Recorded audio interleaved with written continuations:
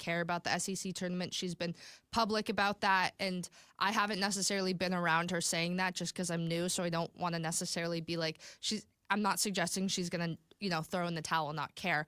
But I just think that even given the history with LSU, and I think LSU and Texas have some not bad blood, but they had a pretty close game way more recently than South Carolina LSU did in January. So I think whatever happened with LSU and South Carolina is in the past, where that's going to be a great game regardless, but I don't necessarily think, especially without Flage playing.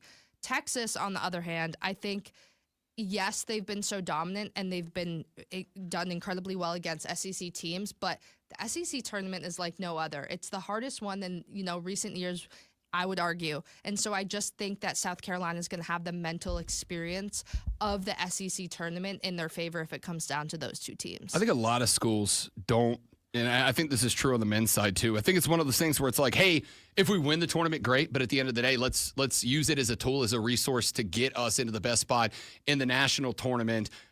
There's a couple of exceptions. Texas being able to come in and win the SEC in year one, I think, though, that banner would mean a lot to them. We will see how it plays out. The SEC women's tournament continues today, 11 a.m. Tennessee and Vanderbilt will tip. The winner of that game will square off noon tomorrow against the Gamecocks of South Carolina. Lulu Kesson from the Greenville News joining us in studio to break down a little women's hoops. You are the best. Thank you for coming out of your way to do this. We appreciate it. Thank you so much. I'll shout out my parents and probably my boyfriend's grandma, who also watches this, and my grandparents and everybody. They're all so great, so thank you. Mama Lulu tagged me on the Instagram one day when you were on there. I was like, bang, she's my publicist now. Thanks, Mama Lulu Kesson. I love that. Yeah, good for her. She's silly like that. We will talk to you next week, and we may very well be on the verge of knowing some seeds in the big tournament at that point. Appreciate it. Thank you for having me. Great to be here. Lulu Kesson. When we come back, Rashad Beard, the host of the Panther Nation podcast, joins us. We'll see if there's maybe any teams that put up players for trades, cut guys yesterday. Any of them might end up in Charlotte. We'll ask Rashad when we come back on the Rob Brown Show on the Fan Upstate. All right, guys, let me get Lulu walked down. I'll get Rashad plugged up. We're back after this. Stay right there for me, please, and thanks.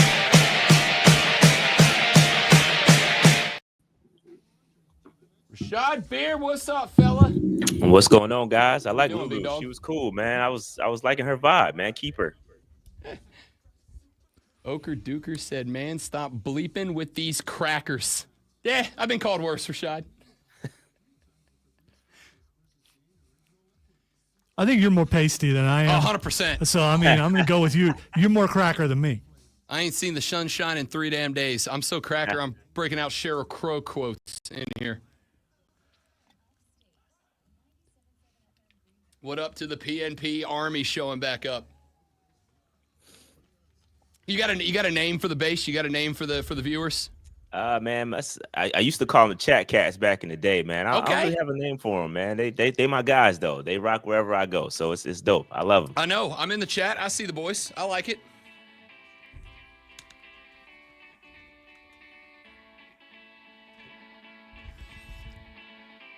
The Rob Brown Show back on your radio. It's the Fan Upstate. Thank you again to Lulu Kesson from the Greenville News, popping by to talk SEC women's college basketball with us on the show. Very much enjoyed that conversation. Now we take it up to somebody who's almost as good looking as Lulu Kesson. The lovely Rashad Beard, host of the Panther Nation podcast, joins us every Thursday at 8:40 to talk a little Big Cat football. What's up, fella?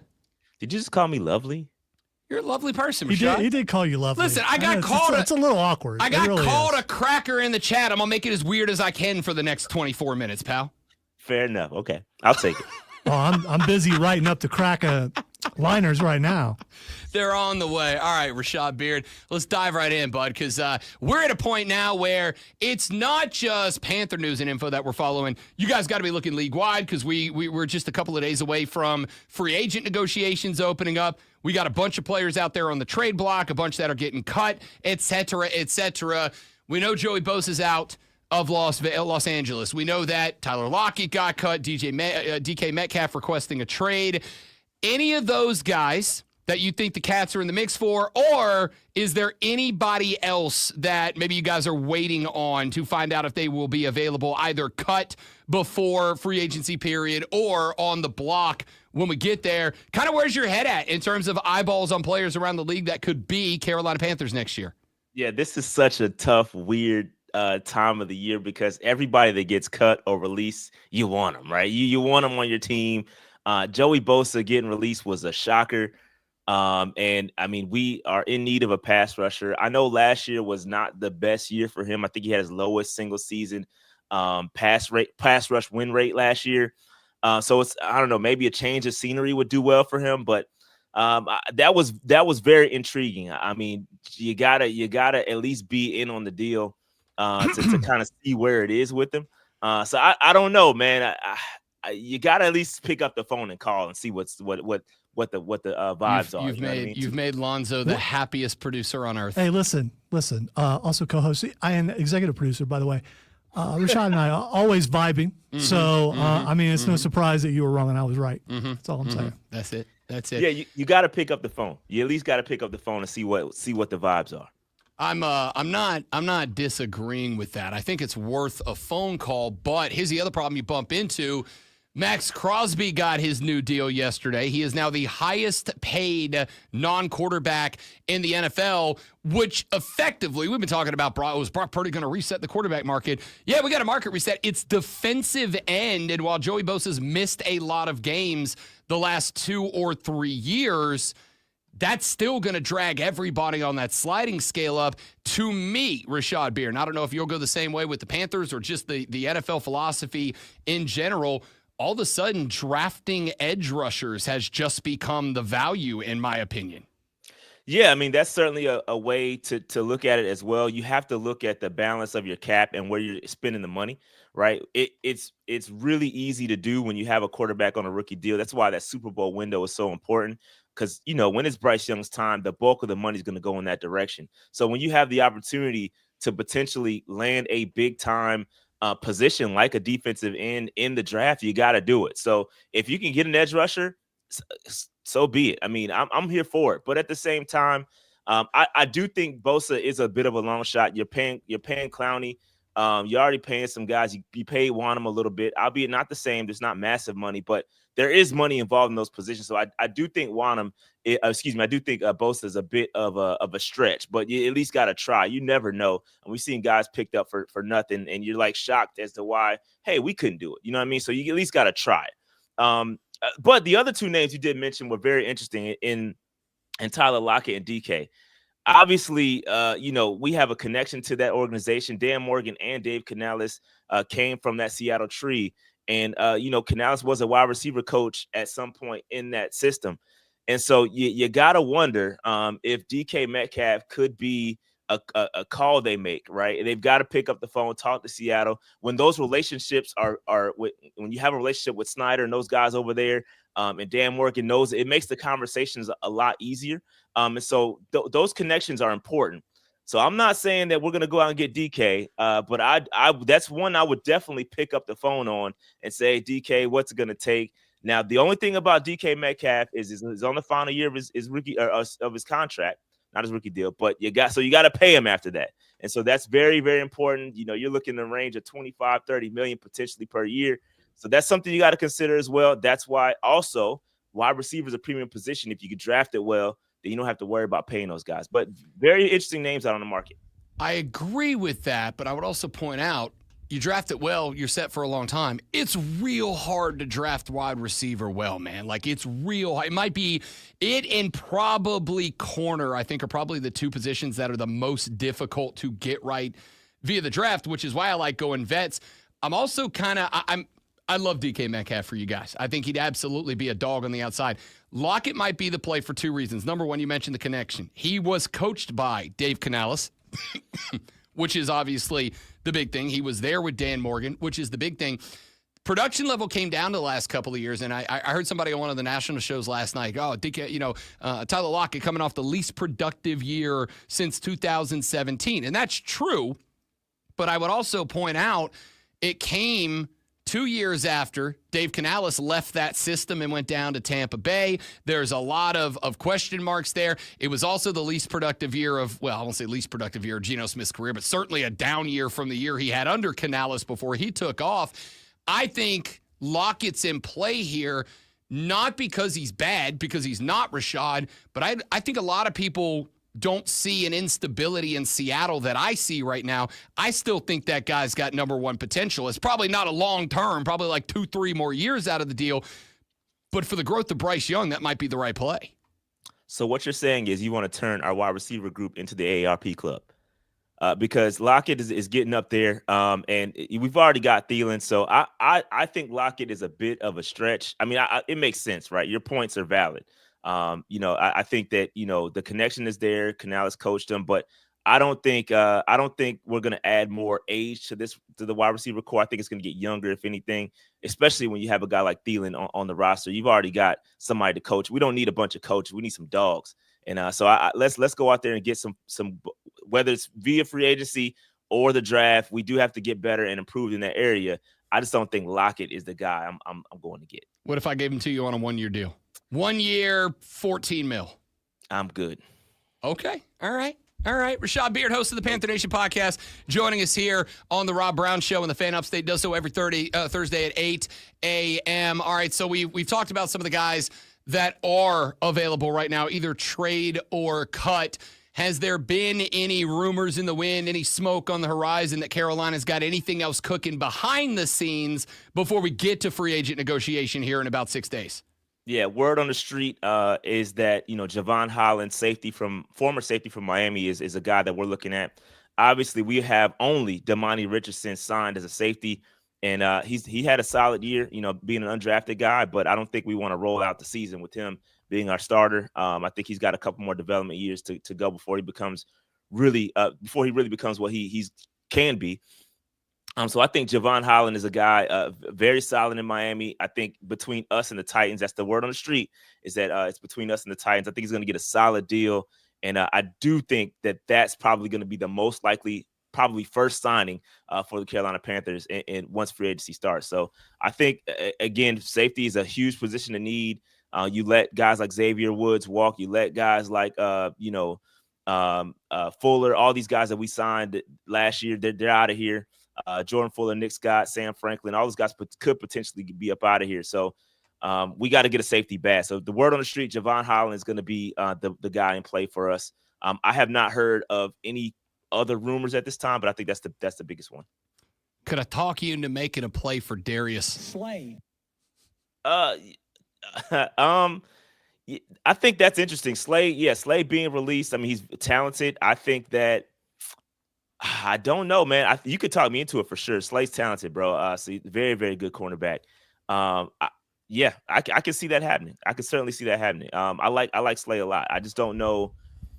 I don't know if we're gonna go younger. The cornerback, you got JC. You're gonna sign JC to an extension, so I don't know if you're gonna pay 2 cornerbacks. Is that a guarantee? Is that a guarantee? JC Horn gets his up? Yeah, that's certainly locked in, bro. I don't see by any stretch of the mind we let him play on that 5th-year option. He's definitely gonna get extended for sure. 1,000%. I don't disagree.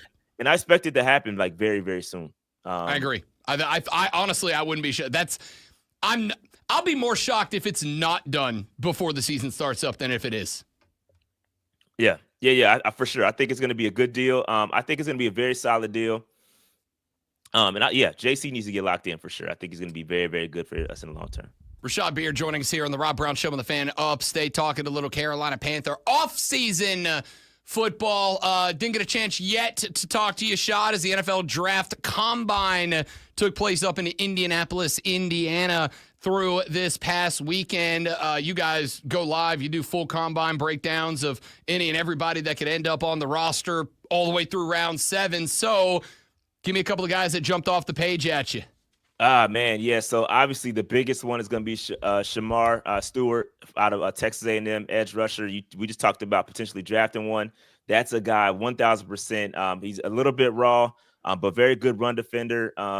Doesn't have the sack production you would like to see coming out of college, but I think he's very talented, can be coached up, and I think he'd be very, very, very solid. Another guy, Nick Emanwari out of South Carolina. He had the greatest combine that you could ever have. I mean, I don't think you could draw up a better combine than he had. He went out there and knocked it completely out the park. Very, very good across the board. So I think he earned himself some money, 1,000%. That dude bumped up about 15 picks with his combine. For real. Yeah, he did. And I think he kind of I was looking at him in the second. I certainly think he worked his way into the first off of that combine performance. And I know it's the underwear Olympics, but money can be made in the combine. And Nick Emmanwori is one of those guys that proves that, is going to prove that, because he worked his way up into the first round for sure off that performance, 1,000%. Couple other guys, Jared Wilson, center out of Georgia, very good combine for him. A couple of guys we didn't get a chance to see, like Jalen Walker. I know he's dealing with the injury. I know we talked about him potentially last show. We talked about him potentially being the pick.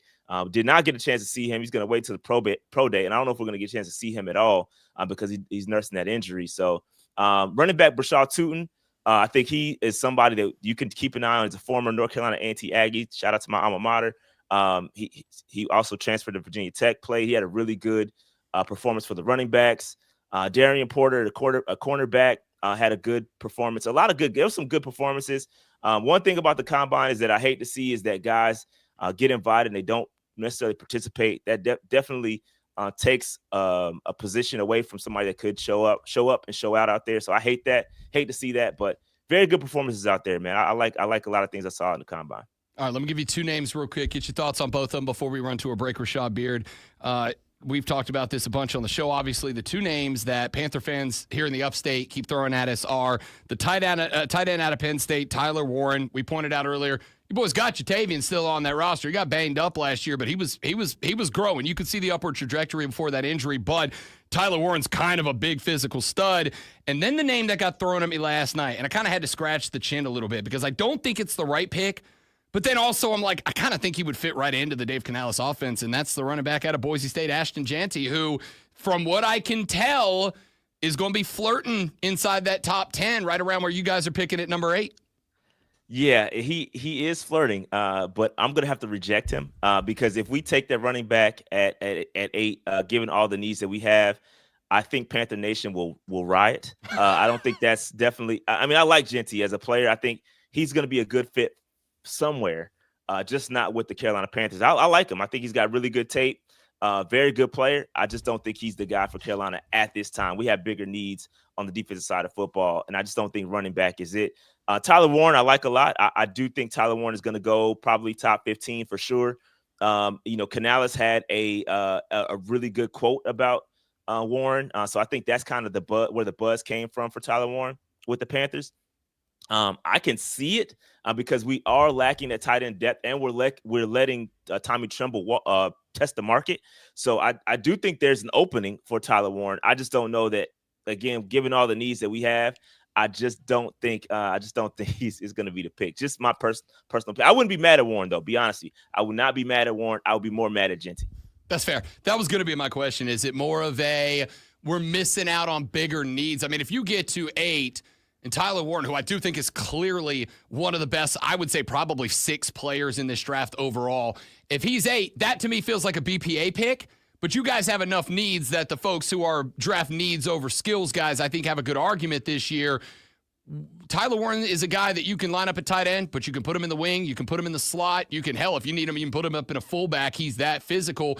To me, I'm almost drafting him almost like a Taysom Hill without the quarterbacking ability. I think he can be that kind of athlete. Does that add to value to make him an 8 pick? It certainly does. And again, when you look at Canales, he's done well with tight ends too. So I know that if he were brought here and we were able to draft him, I think he would do an excellent job. I just don't know. I just can't see us passing up on a guy.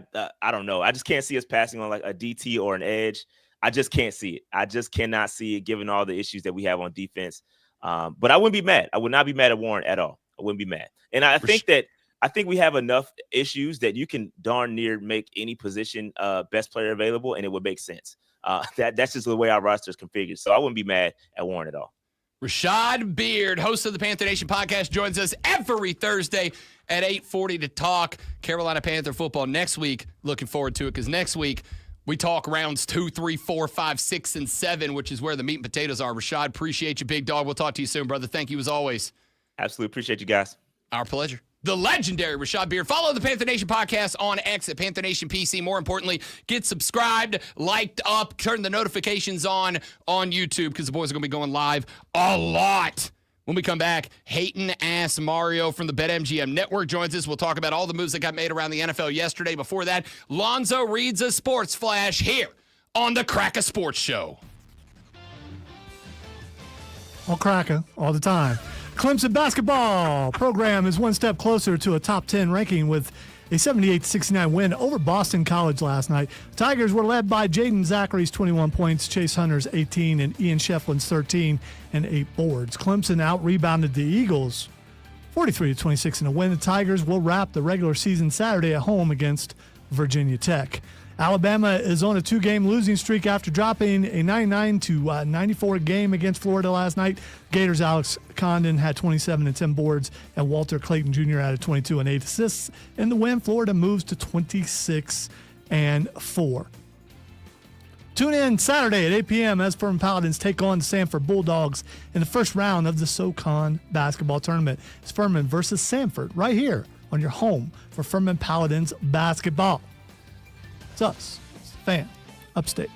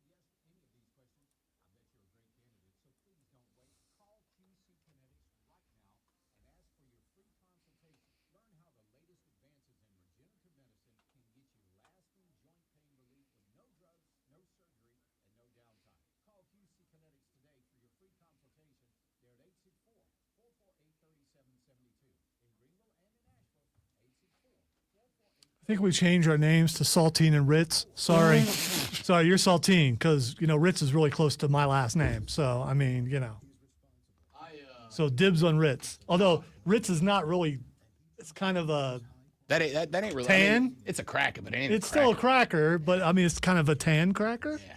So I'm claiming Ritz. I don't know any other white cracker other than just a Saltine. I do, Mario. Hey-o! Oh! 10 out of 10. Oh, man. What's up, big dog? Nothing much, man. How we doing? Doing good, pal. Doing good. Stayed up late last night for no reason. That's true, Roadmaster, but here's what I'll do. I'll go out in the sun for a little bit, and I'll look just like a Ritz. Or I get me some of that tan in a bottle. I can go orange. It's been done. Some people are rocking that right now. It's very fashionable right now. Depends what you're going for. Rob Brown, I would like to ask Mario a couple of Fight Club questions before we're done. You know what I asked Mario last night, and you can work this in there? I asked Mario last night if I could talk him into, because we did, probably 10 minutes at the end of the show on the Cena turn last night. I asked Mario if I could talk him into he can use my Peacock account, watching the WrestleMania, and joining a Discord watch party with us. And he gave me the most straddling the fence answer of all time. So I'll let you have the honors of trying to convince him further. What? It's snowing in Boone? Snow and Boone. You know what I'm glad? I'm really glad that it's not snowing here. That we're not in Boone.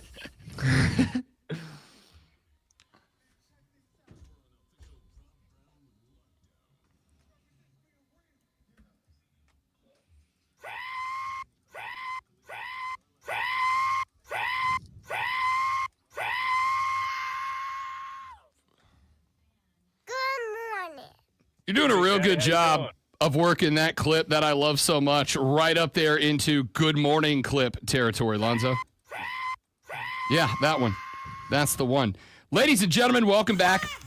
The fourth, the final, the best. The money hour of the Rob Brown Show goes now. It is the Fan Upstate, Rob Brown, the Great Malonzo, and you join us on our live stream, facebook.com/the Fan Upstate, the Fan Upstate on YouTube, the Fan Upstate on X, the Rob Brown Show on Facebook, on YouTube, and on Twitch. Thanks to Lulu Kesson, who joined us at 8 o'clock and talked some women's basketball with us. Thanks to Rashad Beard, who joined us in the last segment, talked some Carolina Panther football with us, and now we welcome into the show a young man who is the executive producer of BetMGM tonight on the BetMGM network. You can hear that every weeknight from 7 to 11 p.m. on this and find Odyssey stations everywhere. And I'm not saying that you should listen to the show tonight and tomorrow because they might have the sexiest guest host of all time filling in for the next two shows, but they kind of do. So Mario's taking over the lead role? Hating ass Mario, the executive producer and not guest host of BetMGM tonight, joining us here on the show. What's up, fella? What is up? What is going on? Love that little ad lib right there by Alonzo. What can I say? 10 out of 10. 10 out of 10. I am award winning. 10 out of 10, unlike that haircut, Mario. It's not going Okay, it's gotten better. It's gotten better. It's gotten better, but it ain't gotten good. There's a difference. Have him take his hat off. You know he's wearing a hat Are you for a kidding me? reason. Yeah, take your hat off. Look at the flow is great. I'm starting to get the curl going. Like I'm borderline. I'm working my way towards. Yeah, but his best hair in the curl radio game. takes work. Mario's is natural. So I mean, you know. It's all natural, baby. Let's get into some stuff. Now I got plenty of NFL questions to throw at you. We got to talk about Joey Bosa getting cut after 9 years in Los Angeles, California, from the Thunderbolts, the team that you cover for the Odyssey podcast and network. We got the Seattle Seahawks, who are just imploding on themselves. Tyler Lockett gets cut. DK Metcalf asked for a trade like 10 minutes later. Totally unconnected, though. By the way, we'll get into that here in a few minutes. I want to ask you who it is that you think, in your opinion, from the outside looking in, maybe the Carolina Panthers might be interested in on the free agent market. I want to get to all of that. But last night on the show on BetMGM tonight, in the final hour, I brought up, because I wanted to and you couldn't stop me, the John Cena heel turn at Elimination Chamber last Saturday, and asked hating ass Mario if I could get him to watch the Showcase of the Immortals, WrestleMania coming up in just a little over a month. And then Lonzo said, I have some questions for hating ass Mario in that direction. So I, for the benefit of all humanity, am going to take a step back, and I'm going to see if I can get Lonzo to do what I could not and get Mario convinced to join us in the wrestling world. Yeah, I'm not going to do that, but I am going to ask you an MMA question. Dana White announced yesterday John Jones is finally going to fight Tom Aspinall. And the winner will possibly face Alex Pereira. What do you think about that? I think a lot of that depends on what happens this weekend. If Pereira takes out Magomed, and it's another one where it's just an absolute mismatch, you can tell right away who the better fighter is. I think that makes complete sense. He's gone through everyone in that division. Aspinall is clearly the best heavyweight right now. Probably arguably better than John Jones? I think he's at this point in John Jones's career. Where he's right now. Are you convinced? Can you convince me to put forth the money that it costs for a pay-per-view? Because I always watch John Jones just to watch him lose. Okay. That this time it's going to happen. John Jones is going to lose. So John Jones, and he said this before, the way he kind of excels in fighting and strategy and getting ready for fights is he watches a crap ton of film, which not a lot of fighters do because they don't want to. A lot of guys change their strategies based on each fight, right? So you don't want to watch too much of this guy versus Stipe because he's going to fight different from Stipe versus how he fights you. But John Jones is unique in that way where he just really grinds the film. You look at Tom Aspinall, there's literally not enough film on him because every single fight ends in the first round. It ends in literally seconds. And it's just that person's out like a light. You take one hit from him, you're down. He probably has the best knockout power that we have seen since Francis Ngannou went on his run a couple years ago. Then we just never got that fight between him and John Jones. On top of that, Aspinall's grappling is very, very advanced, and it's very, very good. And if you go to shoot on him, you're coming right back up. You are not going to be able to take him down. He's very strong, and John Jones is going to have his hands full because he's not going to be able to take him down right away. He's going to have to spar with him. And if you spar with Aspinall, you got to get ready to take a couple, and you got to be ready to stand tall. No one's been able to stand tall against Aspinall. And now you're asking John Jones at this age, with all the damage he's already taken in the UFC and throughout his career, against Hall of Fame after Hall of Fame fighters, say who, the name, he's taking him out. But now at this point, he's going to take on the guy that has walked through everyone, that has looked absolutely invincible, and that is in the prime age and prime of his career. I don't know if that's going to go John Jones's way. It's going to be the hardest fight. As a guy who works for a betting show that airs on this station, 7 to 11, I believe, Monday through Friday, would you put money on Aspinall defeating John Jones? Yes, I'd put on it right away. Wow. I wouldn't even think twice about it. He would take him out. Although Go ahead. I was going to say, I've heard you don't do real well on some things, like lost bets and things like. So I don't know whose word I should take on that. But yeah, Mario, talk to me about that. Propaganda. That's what that is. Propaganda. You know what? I agree with you. It's probably propaganda. I have one more, and I'm just going to back away. This is actually a Rob Brown question. Also, TKO announced it's going into boxing with the Saudis. Can TKO save boxing? I think it can, because if there's one thing that they've done, and I believe Dana White will be really heavily involved in this, is when fans want to fight in the UFC, I would say he bats about 85% in getting it. And in boxing, correct me if I'm wrong, but that's been like the problem with boxing, is when you want like a really big fight between two guys, it doesn't happen. And if it happens, it takes years upon years to get it done, right? In the UFC, if you want something to go, you're going to get it. Very rare instances do you not. Like, we never got Francis versus John Jones. That was very rare. We really wanted this John Jones versus Aspinall. Now we're going to get it. That's awesome, right? It's very, hard in boxing because everyone's kind of their own separate business, and they're not like all together, which I think this would put everyone all together, and that could really, really work. And like promotion's got to be better for boxing. Right? It's never good when you ask someone down the street who the best boxer is in the world, and they're like, maybe that YouTuber, and you're just like, okay, now we're really struggling. Mario, I've been working with you for 4.5 years, and that's the single best sports take you've ever had. Top to bottom, left to right, up and down.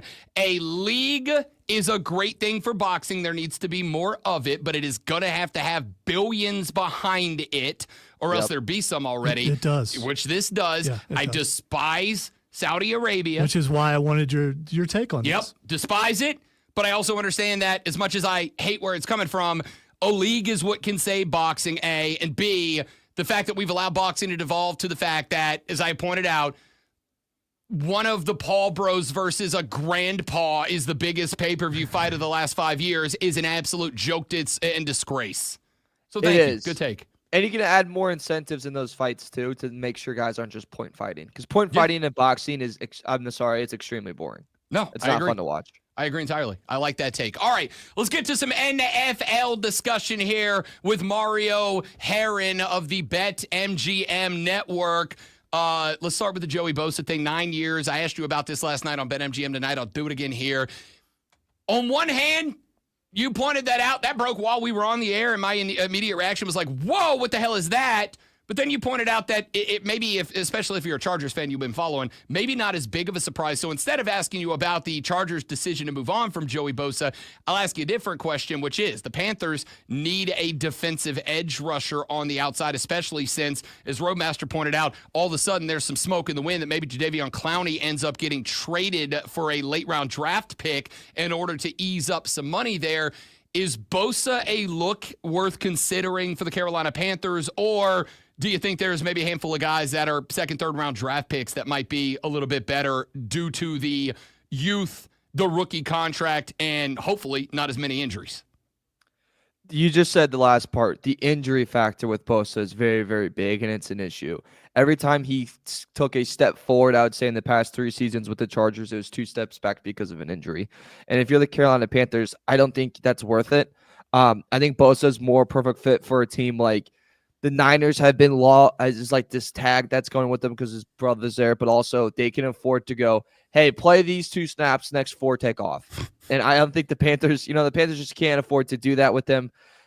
A win now team seems like the more logical option for Bosa. And look, he's an exceptional player, especially early in his career. He was a lightning in a bottle, like he was amazing.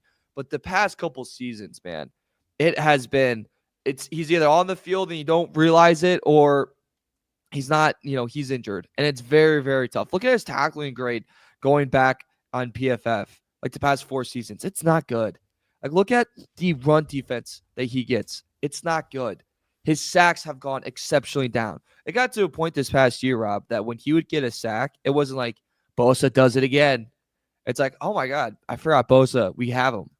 And I feel terrible because, he's a great Charger. He's a great player. And, from a far away, he seems like he's not a bad guy, but he has just underperformed recently, and he's a highly paid man. And it was time for them to cut the ties and wish all the best for him. But if I was the Panthers, no, get younger. I don't think that's the right guy that you needed in your locker room. I think a different direction would be maybe an Eagles, Niners, some type of team that's in this moment now. Hey, Naz Mario from the BetMGM Network. All right, let's talk about the 2 cats headed out of the Seattle Seahawks organization. The Seahawks announced yesterday that after a decade of service, they're going to be moving on from Tyler Lockett, the wide receiver. They were apparently already on the phone, maybe not convinced to move DK Metcalf, but more saying, hey, if anybody's going to make us an offer we can't refuse, we would be willing to part. Metcalf then yesterday, allegedly unconnected to the release of Tyler Lockett, said that he wants to trade both of those guys now available. Lockett via signing, DK via trade. Obviously, DK Metcalf, the better of those 2 receivers at this point. I made the argument to to Rashad Beard, our Panther guest in the last segment, that I kind of like the idea of Lockett. Yeah, he had a down year last year, but so did the whole Seattle franchise. Like, of course his numbers dropped off. I think that's one that I'm more willing to put the blame for that on Seattle than on Tyler Lockett. I think he could actually be a value signing at 32. He's a guy I only want in Charlotte on like a 1 max 2-year deal, but that's a guy I can bring in, bring a bunch of vet experience, help Bryce Young deliver, help him grow and develop with a true down the field wide receiver, and also not have to pop a draft pick on finding another young wide receiver while I have Xavier Legette and Jalen Coker both in the mix. Either one of those guys on the radar, in your opinion, for Carolina? Or is there anybody else that you think makes sense for those 2 cats?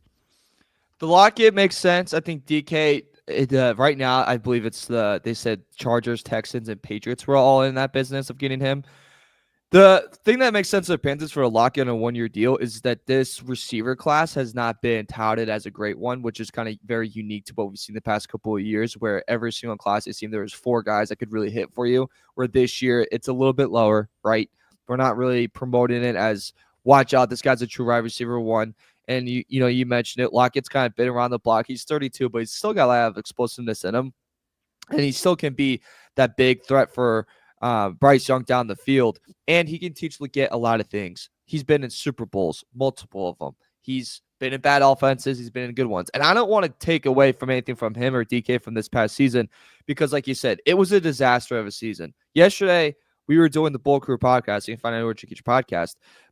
And someone brought up DK has a bad attitude. And I remember thinking, I would have a pretty damn bad attitude too if my team was that bad last year. And I'm looking at like, oh, the Niners are having a down year. We could really take advantage of this division. The Rams, even though they won it and they're a couple plays away, at multiple times last year, they were looking like they were going to give up the division. They never like really held the lead. There were some moments of instability. You had a chance, and it was just a year from hell, and it didn't look great. And you're stuck with Geno Smith, who's a solid quarterback, but he's not a quarterback that's going to take you anywhere besides a first-round exit in the playoffs. I wouldn't take anything away from that season last year. Lockett, I think, is a really viable option for the Panthers. DK, I think he's a lock for the Chargers or the Pats. I think asking for a first and a third for him, okay, Seattle, we'll see where that gets you. I think that's going to come down a little bit. But with how old he is and what he's kind of looking for, I really think New England or the Los Angeles Chargers are going to be 2 places he ends up being. All right, let me ask you about one more before we let you go. I don't know why it's bothering me so much. But this whole narrative that's being built around Shadour Sanders after the combine, that he's cocky, he's arrogant, he's over the top, like, it's kind of driving me up a wall. And I look at it and I go, okay, there's a couple of things at play here. Number one, this dude is Deion Sanders' kid. Shocking to everyone that maybe there's a little bit of Coach Prime in the DNA of one Shadour Sanders. The second thing is, the dude's been told for 2 years now he's this year's number 1 overall draft pick. I don't know if that's going to turn out to be true or not, but he's heard that for 2 years. For him to show up and act like it doesn't really blow my mind. Number 3, I have heard 100 quarterbacks over the past handful of years say, yeah, I'm coming to change a franchise. I'm coming to win. I'm coming to be him, whatever. Freaking Ryan Tannehill said that going into the draft. And nobody said, oh, he's arrogant, he's cocky. Like, is this a change in philosophy around the mentality of young quarterbacks? Is this a bunch of smoke screens to try to talk the Giants out of drafting him number 1 overall? Or do you think he's worthy of a top 10 pick? Because I know a bunch of guys in the biz who don't think that they would pick him inside the top 10 or 15 picks. I think he's worth a top 10 pick for teams that are pretty desperate for the QB position. Like for the Raiders, I don't get why you wouldn't take him. Well, what else are you going to get out there? What else is better than that? I think Cleveland Browns are probably a lock to take Cam Ward there. But with Shadour, the thing you mentioned it, he is Deion's kid, and he's been in the spotlight since what? He was 16 years old because of that last name and who his dad is and how good of a football player he is.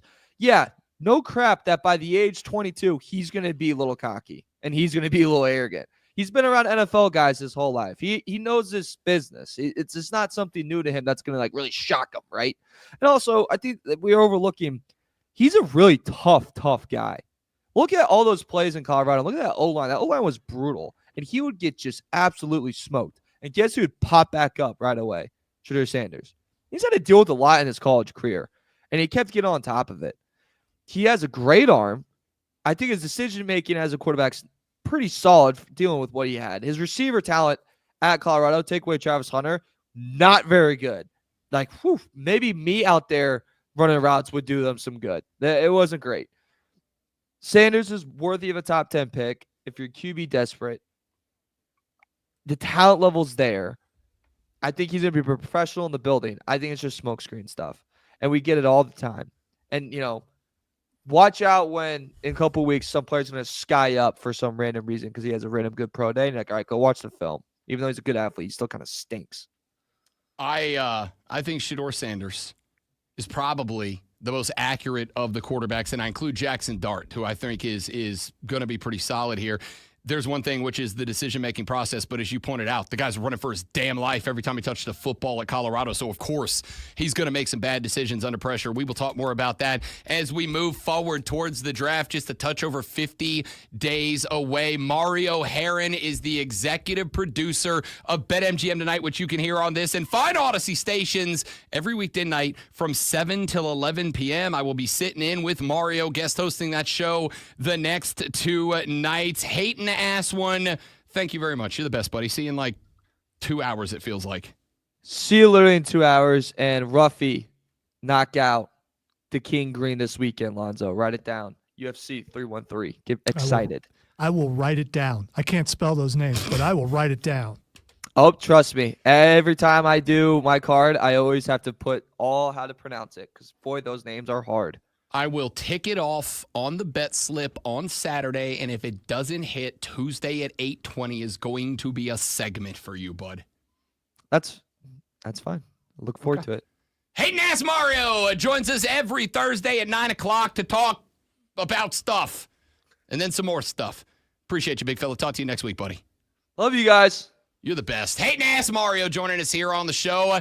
It's Thursday, and you know what that means when we come back. Fight Club with the great one, Lonzo. We talk about, in my opinion, maybe the second biggest heel turn of all time. Maybe third.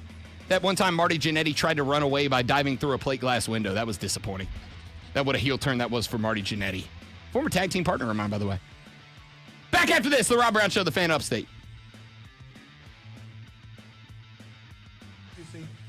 All right, guys, last reading. We're back with Fight Club. Stay right there, please, and thank you.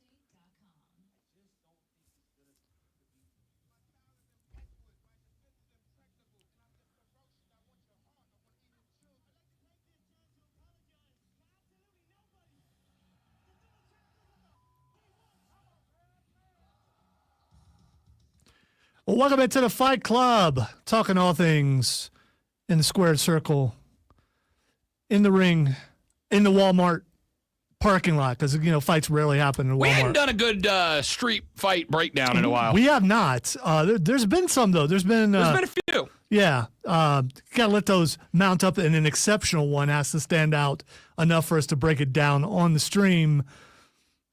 It's a couple crackers talking sports. That's what we're doing. All right, before we get to the big time heel turn of John Cena, Raw only had 4 matches Monday night. You paid for that ticket. Is that good? Are you going to a wrestling match, whether it's WWE, whether it's AEW, whether it's TNA, whether it's a local indie show, which we have those around here? How many matches are you paying for? Are you paying to watch the wrestlers, or are you paying for the entire show? Okay, I have a couple of thoughts. First and foremost, any local independent organizations that want a couple of mouthpieces to come in, you got a wrestler that needs to be trained on how to talk, call your boy, all right? Call your boys. We're willing to do it. We'll come in. We'll valet. We'll talk. We'll be the heels. We'll be the faces. We don't care. Second thing, wrestling is a twofold entertainment spectrum. It is wrestling, but it's also stories. And to me, even as a guy who, when AEW was getting going and it was in its prime, unfortunately, it's not right now. The reason I liked it was wrestlers who were wrestling, and everything was based around that. The WWE was always the one that based itself around stories, and those stories concluded with wrestling matches, which is fine as well. If you give me what are we at, 3-hour card now that has 4 matches on it, as long as you are giving me something compelling, and there are people who jump on a mic and they are compelling as hell, and there are people that you are trying to make compelling and it just ain't working because it's not their bag. If I am sports entertained, I am happy. You could have a 2-fight WrestleMania card, but if there are brawls going on in the back and I got Punk out here calling out John Cena for selling the kids a bunch of bull, okay, I'm entertained. I'm in. I'll watch it. I watch 2.5-hour movies where nobody ever throws a punch and I can be entertained. Just entertain me. And right now, WWE is doing a good job of that. Wait, they make movies where people don't throw a punch? I know, it's weird. It is I believe they call them rom-coms. Or Oscar winners, probably. All right, so the biggest heel turn in some people's lifetimes, because there are some people out here who are wrestling fans who don't remember Hulk Hogan. Speaking of Hulk Hogan, did an interview with Sports Illustrated where let me guess, he lied and put himself over. He loves every bit of this. He loves the fact that The Rock's involved, which also always makes it a big deal. And he thinks they're doing it right, but he says it all comes down to what Cena does now. Yeah. Which he's absolutely right. So you're going to have to agree with Hulk Hogan in this. It all depends on what Cena does now. I just saw a report and a picture of Cena being bald, that they're trying to change his look completely. And since he's balding anyway, he went ahead and I say he goes back to crew cut big time, because they can put a wig on him when he's in Hollywood, or where's he filming now? Mongolia, I think he said. I don't know if that's real or not. I don't know what he's filming in Mongolia unless there's another Fast and the Furious 56. Yeah, there might be another Fast and Furious movie. By the way, the majority of those are good. I don't care what you say. No, I don't disagree that they are. No, cars can't do that, but that's okay. It's a movie. Fun action flick. Yeah. The only spot that fun action flicks lose me is when they start taking themselves seriously. Fast and the Furious has done the opposite. It gets progressively more. We did Cars in space. I was gonna say, yeah, they're in space. That works. I'm here. That works. Yeah, I'm here. As long as you don't take yourself seriously and you lean into the silly of it, I'm all in. Now, if they decide to go back and try to do because I think the Fast and the Furious franchise ends with them trying to do like a genuine serious send-off, which is fine. But if you're going to do that, don't do truck shooting grappling hooks to skyscrapers a block and a half away and swinging with a perfect trajectory to land in a building. That's fun and goofy, and I'm all in. That's the only take I have about the Fast and the Furious franchise. Proof that John Cena is a good actor, the fact that he pulled off being Vin Diesel's brother so well. I mean, I believed it. That the resemblance was there and everything. So, yeah, for sure. So John Cena's turn. John Cena. Does he come back with new gear, new music, which a lot of people are hoping for? Does he cut the hair?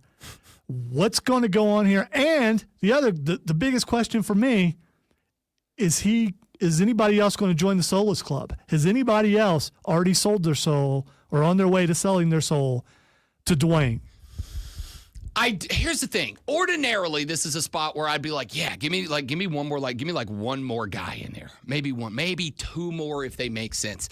I don't want them to here. Here's the thing. This is, and yeah, a little bit of fantasy booking. What sells me on this team up here is what? Rock went to Hollywood. Rock became the world's biggest star. Rock comes back. He wasn't able to win. He goes to the Soul Cell. Who does he sell it to? Another guy who for years and years and years said, I'm never leaving this business. This is where I made my home. I'll do some acting, but I'm a wrestler first, and I'm blah, blah, blah, blah. And then what did John Cena do? He went and became probably like the 4th or 5th biggest movie star in the world out in Hollywood. They make sense as a tandem because they're two guys who, in the world of kayfabe, sold out wrestling to go be actors and are coming back to just come back, take the place away from a bunch of guys who still wrestle 24/7. That's the selling point. I don't know anybody else that I could put in that and make it make sense. So I think you leave these two. You've got enough going on with a bunch of side characters that you can work a bunch of different angles to it. But if you start adding guys to it, you end up, what I think is the comparison, Zoe, was when the NWO started adding 9 new members every single Nitro. And it went for the point that this was the most shocking turn and faction in the history of wrestling to a year and a half later, there's so many guys in it. It's really like, okay, so it's Sting versus everybody is what this is. I don't need it to get there, even if it would make sense with Dwayne being the boss. By the way, Sting pulled it off. And if you want to meet Sting, he's going to be at South Carolina Comic-Con April 5th and 6th. I got my Sunday ticket. So look forward to meeting Sting for that. So last year he's wearing face paint, by the way. So yes, your last chance to meet him in the gear, man. If it's not a faction unless you add another guy, right? Yeah, I agree with that. So you got to add one more guy. No, you don't. Why do you have to make it a faction? It doesn't have to be a faction. It'd just be two guys who have all the power versus everybody else on the roster who wants to not let them have it. Add one more guy. Why? CM Punk. Why? Wait. CM Punk, after all the stuff he said, by the way, well written, he wants to, his dream is to be in the main event of WrestleMania. That's all he said. Now, will that favor come into play? The main events are booked. Are they? Yeah. Unless you're going to make them a triple threat. Yes, you can absolutely make it a triple threat. Here's the only way you do it. The only way you're going to do that is to have Punk basically do to Cena what Cena did to Rhodes and be like, show up in a suit and tie every week and be like, okay, you're right. After all these years, after I spent 25 years building up this character who hates Hollywood people, now I'm a Hollywood person. And then you have him turn on Cena in the triple threat match to become the champ. But here's the thing. That's more predictable than John Cena's heel turn. Desperate people do desperate things, and he is desperate to be in the main event. I understand and agree with you, but I think if you do that, there's one way to do it, which is Punk jumps in, he's wearing the suit and tie, he's the Hollywood guy and he gets himself in, and then he heel turns on Cena, or I guess face turns on Cena in the main event at WrestleMania, which, okay, I'm going to be honest, like kind of boring, or you assassinate a 25-year Hall of Famer's career without the drama of the way that you turn Cena at the last minute. Okay, obviously, in case you haven't listened to me or the show or whatever show I'm on, I don't like CM Punk. So any assassination of character for me would be validation. Not me. So, I gotta tell you, so all those people said, "See, I told you Cena was that way." It's what the wrestlers are going to do. When CM Punk does this, no one's going to be surprised. First off, CM Punk's not going to do that. Yeah, we'll see. Second off, when Punk left AEW, I beat him up as much as anybody else because I thought the whole way he exited was bull. And I agree with that. What I will say is, and maybe it's because his back's to the wall and there's nowhere else to go, WWE Punk is good right now. You know what WWE Punk is? He's corporate Punk. He's done everything for the company. He's done everything the company way. I'm just saying. He's training people. He's been good in the back. He's done everything the way the company wants. Yes, which is why the character of, I've done everything the right way. I've been here. I'm training. I'm trying to help the new people. And here comes Hollywood Dwayne and Hollywood John. And what do? They just take everything and help nothing. Therefore, bleep those guys. I'm going old school Punk. That's the play. The problem with that is I don't know. With Rock having all the power, Punk could go, make it a triple threat. And Dwayne goes, no. All right. That's the point of the character. No. One last thing. Rhea drops the belt to Io Sky. Amazing. What a move. What a gutsy move by the WWE to put the wrestler who has no real move set aside and put someone who is a genius of the sky in there as the representative of the company. Here's the thing, though. It's already been rumored out there, and no surprise that it's going to be a triple threat. And somehow someone who calls some lady their mommy, she's going to work her way back into this. This lessens the main event of WrestleMania by letting her work her way in there. And so usually you bring in a third person because the main event itself is not strong enough to carry it. So who does it lessen? Does it lessen Io or does it lessen Bianca? And if you're trying to lessen Io, then why'd you let her win the belt? Okay. This is one of those times where Alonzo says, this is my opinion, and it's the only one. I'm about to drop a buddy on you. Buddy? Rhea Ripley's the most over women's wrestler in the game with perhaps, maybe, and only the exception of Liv Morgan right now. You don't have to like that, but it is true. There's an entire locker room of women better wrestlers. That's your opinion. Than Rhea. It doesn't Ripley. matter. Lonzo, what in NXT? What? In NXT. What? Correct. Julia's better. Fine. Let's say that's true. Let's say that's true. Sol Ruka's got the best finisher of all time. Let's say that's true. How many of them are anywhere near over Rhea Ripley right now? How many? Because I'm going to tell you right now, there's 22 guys in the locker room that are better than Jey Uso. Doesn't matter. He's main eventing WrestleMania. Why? Because he is white hot right now. Julia and Stephanie Vacour are just as over and would be on the main roster. They're not just as over. By the way, Stephanie Vacour chose to go to NXT. She could have been on the main roster. And I respect the crap but out of she that. wanted to learn how things are done before she moves up. And when she does, you'll forget about Rhea Ripley. I'll never forget about mommy. Never forget. Lonzo says, "Oh, she's a crazy lady with tattoos." Boo. I say, she can't wrestle, dude. Mommy. She can't. She cannot wrestle. Her and Io was a banger of a match. Thanks to Io. No. Yes. Thanks to two good women's wrestlers. Thanks to Io. Banger of a match. She's had a bunch of bangers of a matches over the time period. All right.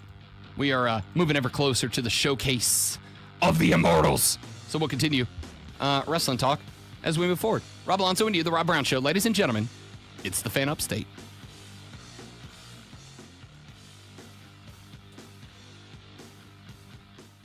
Zach, I actually believe that is going to be the case. I believe that is the story, which allows you to set up that match. See, that's the other thing is everybody said a triple threat, unless Fatal 4-way. There you go. And you put the belt on the line for everybody? No, you put the belt on Jade Cargill. You want to talk about a woman who can't wrestle yet? I think she's got it in there. Jade Cargill is not a carry the belt wrestler. She couldn't win it on her own, but as far as visuals go and trying to sell things, she'd be right up there.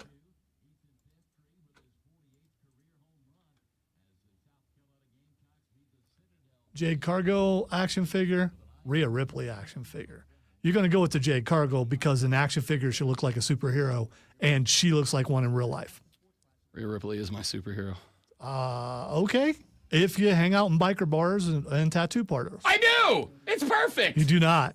You know what you do? You go home and I go for crazy women and married a polite Southern Baptist lady. Yeah, and you go home and put your jammies on and watch sports. I do. I hosted the show in my jammies last night. It was great.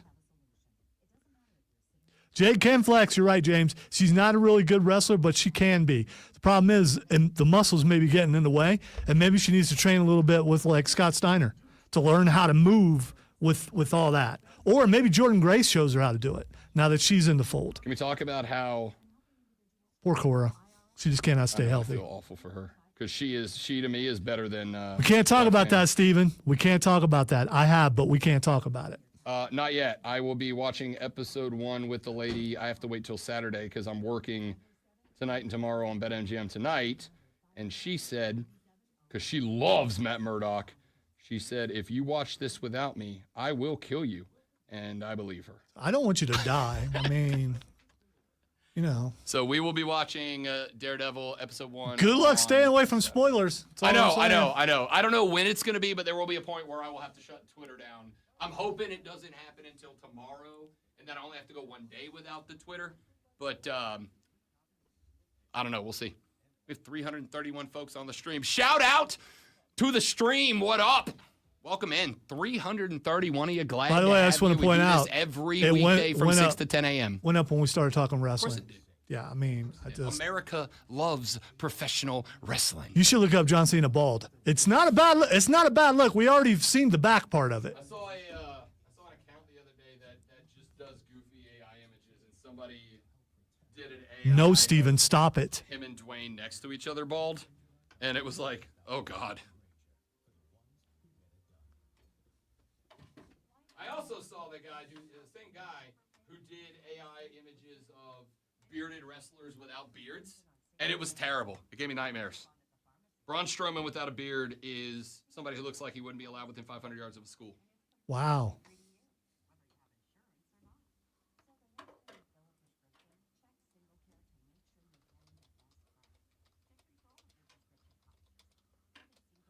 You know, I love Thursdays, but it just takes a lot out of you. There's just so much stuff, man. There's so much stuff. Today especially, with Yeah. Lulu coming in. Yeah. Rashad was bringing fire today. Mario was finally almost decent. Leave Mario alone. You're so mean. Mario gets the little brother treatment.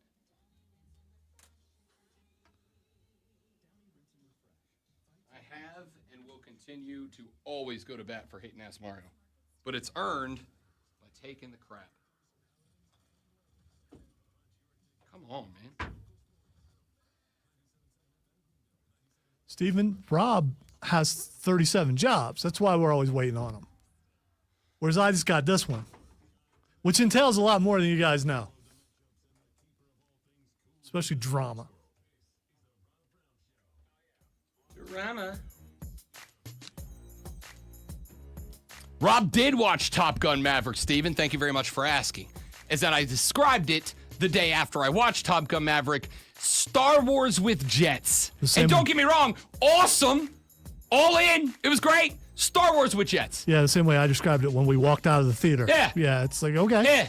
You got to fly over this mountain and down through the trench. You got to go below the guns, and then you got to hit a bullseye on a womp rat. It's no more than 2 meters. I used to hit him with my T-67 all the time. See, but what it was validation for Star Wars. Oh, for sure. Well, listen. Real world applications, and we saw it. And of course, everything was real. Yeah, for sure. Because Tom Cruise does all his own stunts. So, I mean, you know. I will commend that crazy son of a gun for at least that. He's a lunatic, but I'm going to give him credit for that. He's going to, his character's going to die this summer. I had to be Wait, are we careful. doing another Top Gun? No. Oh. The supposedly the final Mission Impossible. which is the second part. But it also has Haley Atwell. Have you in it. seen every So, Mission Impossible? Yes. I have not. Only a couple in the theater, including the last one. But Haley Atwell was the reason why. I would have waited, but it's Haley Atwell. I'm going to go see her. Fair enough. I'm all in for Haley Atwell for sure. I will probably Because at some she's point, an incredible actor. I will probably at some point do a Mission Impossible catch-up marathon. Just one of those Do weekends. you know how many of those there are? Yeah, there's like 12 of them, right? I think there's more of those than Fast and Furious. I was gonna say. I think I may one day have to be like, honey, we're staying home for a Sunday fun day. Draw the shades and turn the lights down low. Grab the DVR, turn on Mission Impossible, and let's just stay home and watch Tom Cruise jump off of C-130s and stuff for a few hours. The thing is, if you fall asleep and you wake up and he's running, you fall asleep and you wake up and he's running. Still be running? Yeah, you fall asleep and you wake up and he's running because he does it in every one of those. I need to catch up because it's not like. Oh, they're good movies. It's not too. like I don't watch Mission Impossible because I didn't enjoy them. I think I bailed out at, what was it, Ghost Protocol? Was like 3 or 4 of them ago.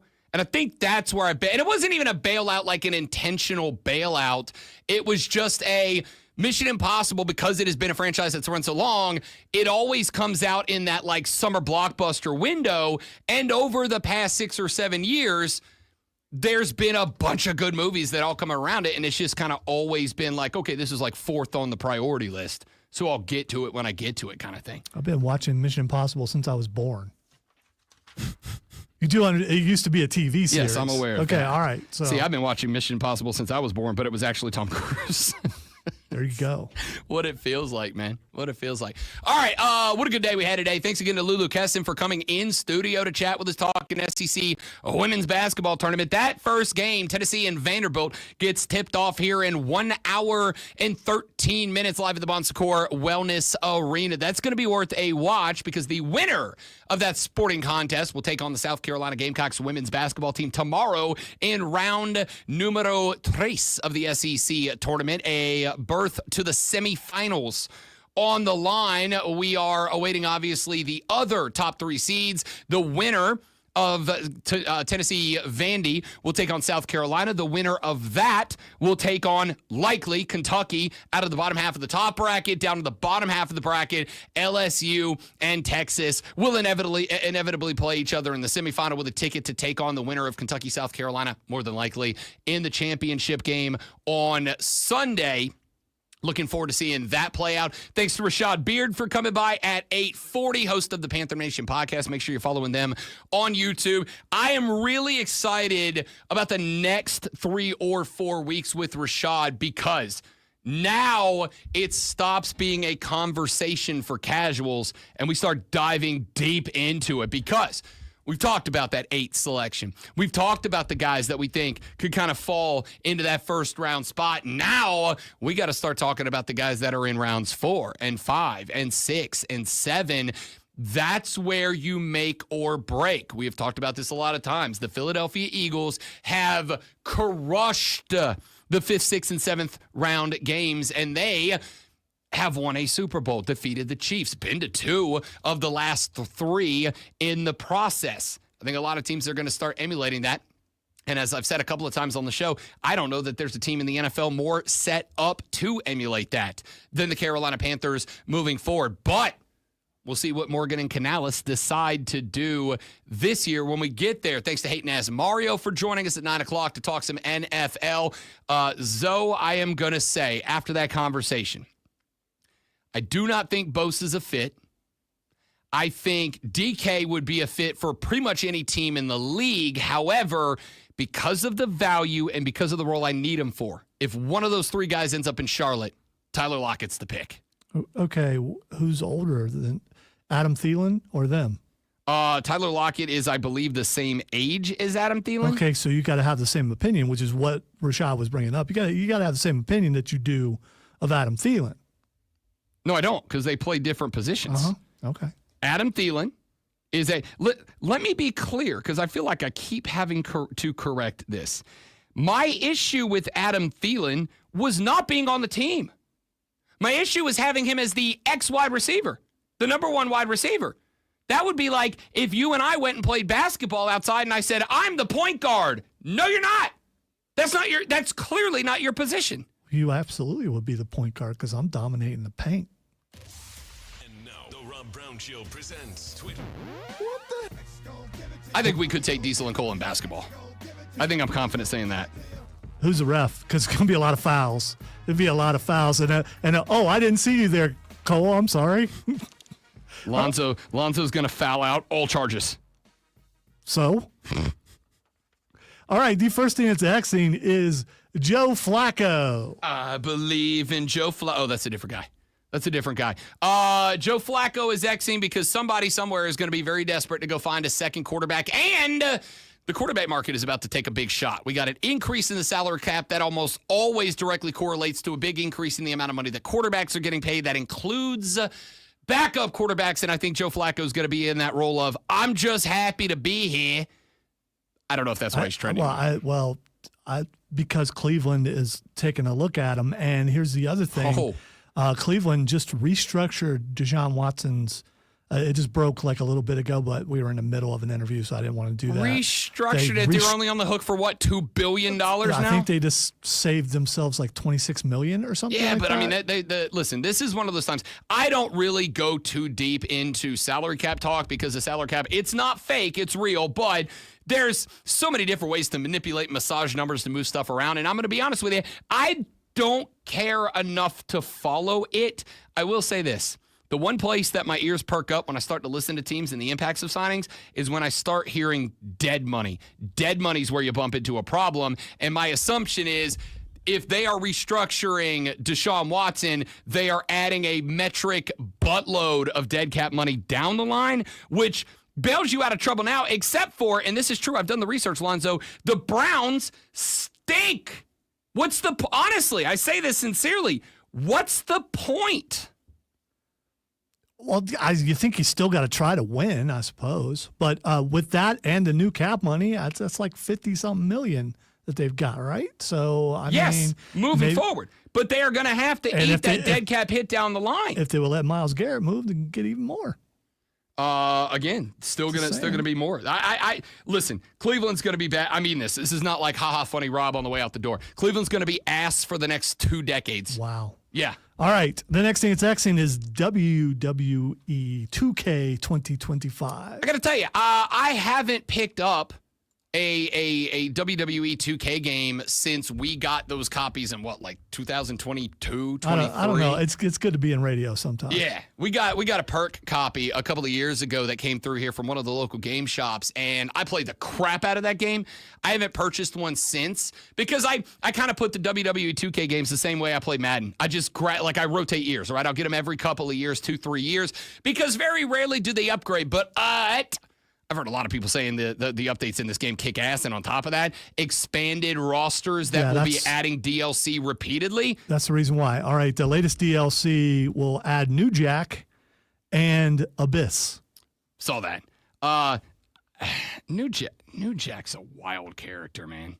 Wild character. What is that, honestly, of the one, like Abyss, I see them adding out of TNA. Obviously, you're going to see a lot of TNA guys and gals that are going to show up in this, and I'm totally good with that. I think this collab, the NXTNA, is a great pick. It's a great move for both of them.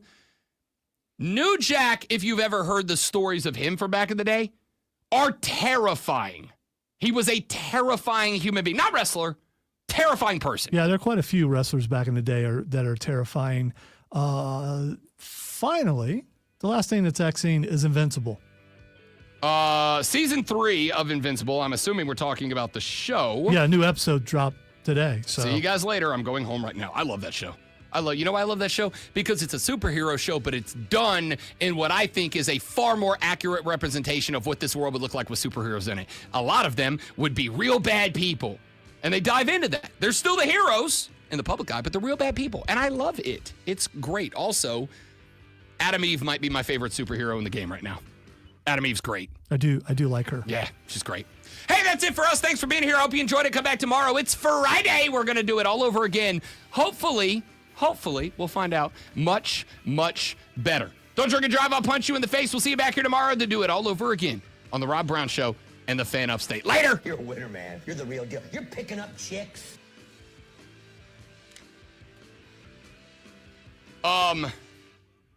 Ladies and gentlemen, I have to leave the room immediately because it's 200 degrees and I wore a hoodie. It's pretty warm in here. Yeah. For sure. Yeah, usually the last couple of days it's cooled off during the duration of the show. Not today. Not today. Well, and you were very active today. Also that. Thank you guys for being here. For all of you that are maybe watching for the first time, have not joined us, come back. We do this 6 to 10 a.m. every single weekday. You can watch the stream wherever you are right now. Or if you got to go audio only, vfanupstate.com. Just push the Listen Live button or the Odyssey app, AUDACY, on your phone. We stream there. Search the Fan Upstate as well. I do hope that you will come back and be a part of this fun little bleep show that we've put together every single morning. Crack us out, yo. Crack is out. Yo. You'll have a great day. See you tomorrow. Goodbye.